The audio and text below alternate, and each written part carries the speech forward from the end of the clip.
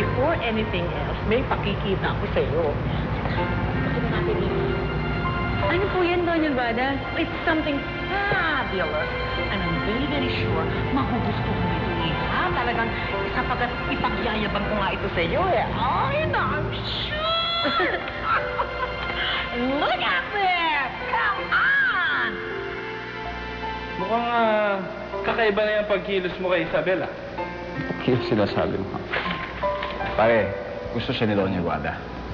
Pagkasama niya si Isabel, for some reason, lumalamig ang ulo niya.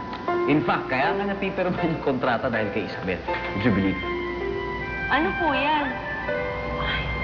This is the Manila Ocean Park. Ako ang may-ari nito, Manila Ocean. Talaga po? At saka kaibigan ko yung dalawa ni Fredo. So, press launch. Kayo lang dalawa ni Fredo. Okay? Did you like it? That's why I need her. I need to find her. I need her. Talaga? You need Isabel. For the contract. For the contract. Yun lang. Tsaka, siyempre, siyempre gusto ko yung makabawi sa kanya. Diba? Kaya, kailangan ko siya. Kailangan ko siyang makita. Doña Guada, maaari niyo po ba akong kunin para po magtrabaho sa inyo? Kahit ano pong trabaho, kakayanin ko po. Bakit? What happened? Ano nangyari? Kasi po... Inapi ka? Tinanggal ka? Ako ang bahala. Teka! Inapi ka? Doña Guada, hindi po! Hindi po! Hindi po nila ako ginanon. Ano? Ako lang po talaga ang umalis dyan. Kailangan mo siya makita. For the contract.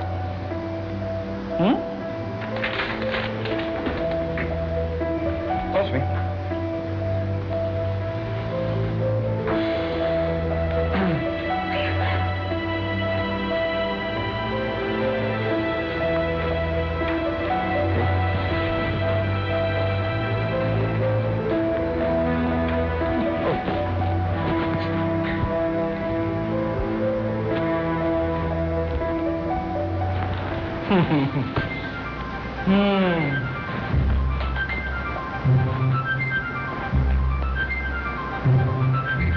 You need Isabel? Pero hindi pa pwede yung camera natin, ah. Ano bang gusto mo makita dito sa camera? Ano ang pinagkukuha mo? Mga pictures sa Isabel. Pare, busy ako. Huwag mo nga lang guguluhin. Ayaw makita. Ay, ganda ng mga shots ni Isabel dito. Tete. Uy! Pare, nandito ako. Ha? Sige. Wala ka bang sinasagot sa mga Okay na yan. tanong ko? Paprig mo na yung mga yan. Pare, si Isabel! Saan? Diyan na? Darby? Joke lang. Catch fun, bro. Iya. Yeah.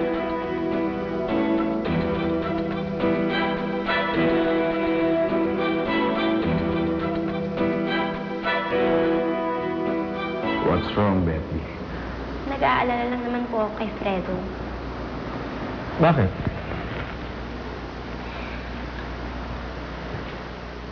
I think your son has a stalker. At ayaw niyang tantanan si Fredo. A stalker? Come on, Betty.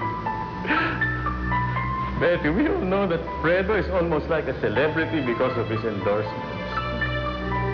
At alam ko na may pagka-possessive ka, ha? Pero ngayon na ikakasal ba kayo? Betty, you have to get used to the idea na ang mapapangasawa mo ay maraming admirers. Tito, I don't mind naman po his admirers. Ang ayoko lang naman yung mga obsessed sa kanya. Like this girl, this janitress. Ay, naku, basta akong bahala. Kailangan umalis lang ako, Iha. Kasi may pupuntahan ako importante, ha? But remember that, ako ang bahala. Hindi maaari yung inaapitan. tama na to! Ano? Hindi pa pwede, ha? O sige, aalis na ako, Iha, ha? O, magandang alon. Ha? Magandang alon din po. Oo, sige.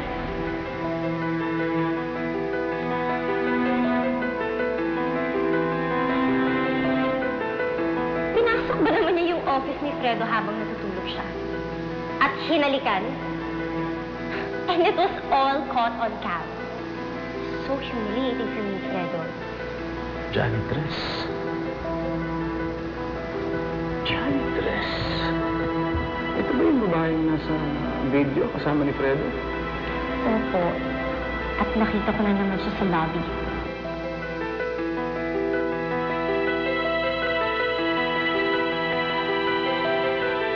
Alam mo yung babae yun eh.